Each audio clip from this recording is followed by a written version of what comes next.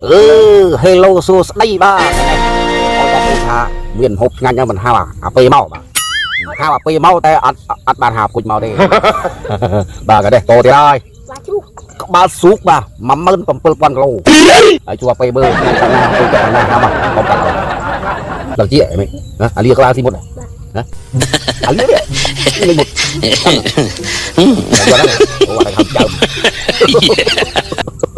đây ăn biết cắt được thôm hay đang thôm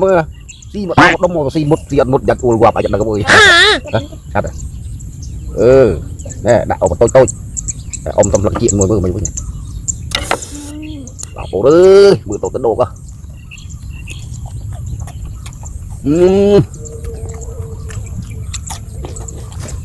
sao bên này chưa đó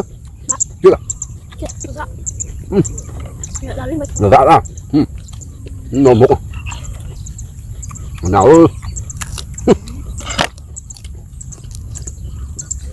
rồi bây giờ khơi để là được chết mò đặt đồng ra bạc đây đây đợi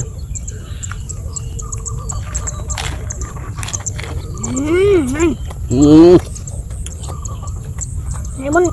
ăn tao mày là anh tao quên này muốn ăn tao con trai làm hành là anh tao quên chẳng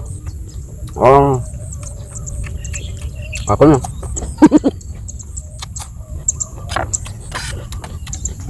đặt mà mồm mà tập kia mất tích nhanh không lỗ chết trong một ngày rồi phải ai đây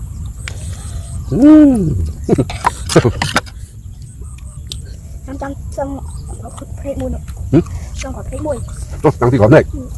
tập đang còn đây rồi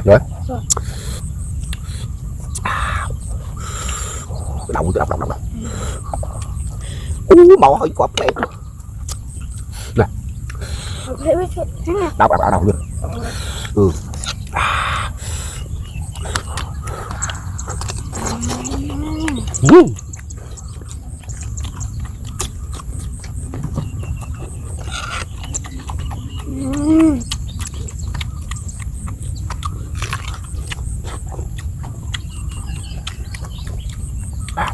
Nhầm mưa, đang ngồi nhầm mưa,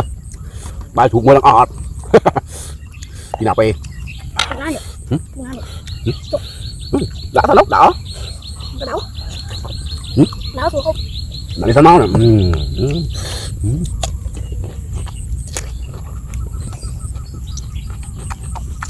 ngon ơi, ui đợt lên rồi, đâu?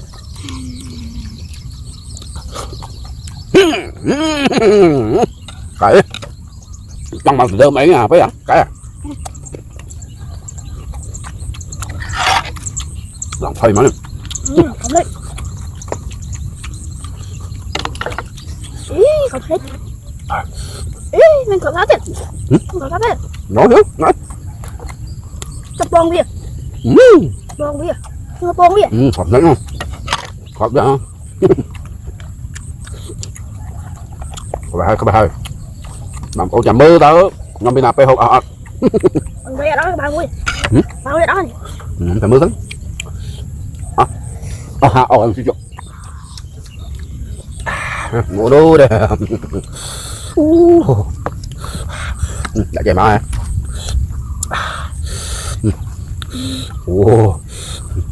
cái này ôm đi không phải không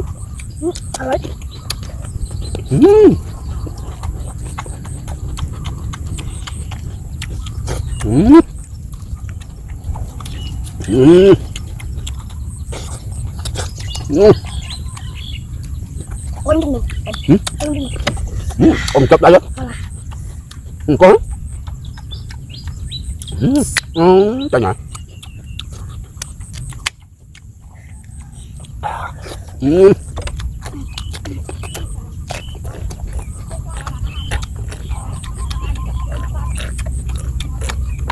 Đợi cái nào không?